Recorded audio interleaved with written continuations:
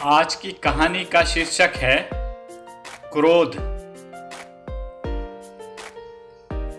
एक पति ने अपने गुस्सैल पत्नी से तंग आकर उसे कीलों से भरा एक थैला देते हुए कहा, तुम्हें जब भी क्रोध आए तुम थैले से एक कील निकालकर बाड़े की दीवार में ठोक देना।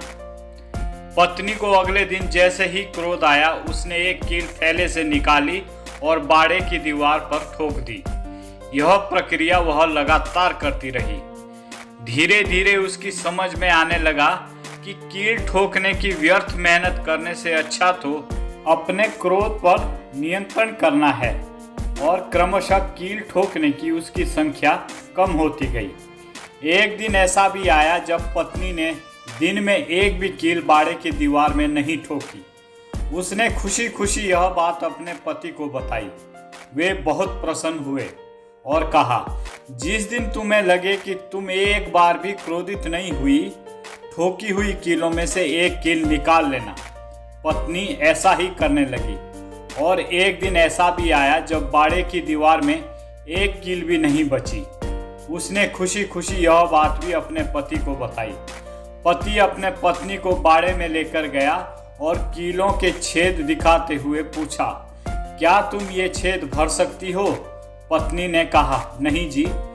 पति ने उसके कंधे पर हाथ रखते हुए कहा, अब समझी, क्रोध में तुम्हारे द्वारा कहे गए कठोर शब्द दूसरे के दिल में ऐसे ही छेद कर देते हैं जिनकी भरपाई भविष्य में तुम कभी नहीं कर सकती।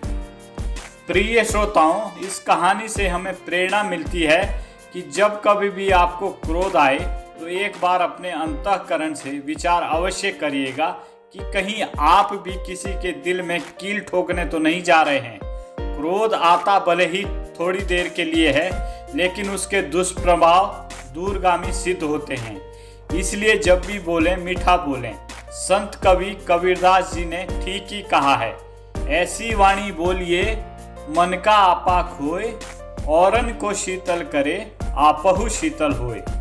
आप सभी श्रोताओं से मेरा आग्रह है कि मेरे चैनल एनआर ऑफिशियल को सब्सक्राइब करने की अनुकंपा करें और साथ ही बेल आइकन को भी प्रेस कर दें ताकि मेरी हर वीडियो का नोटिफिकेशन आपको मिलता रहे। मेरी हर वीडियो को लाइक, शेयर और कमेंट करना ना भूलें। धन्यवाद।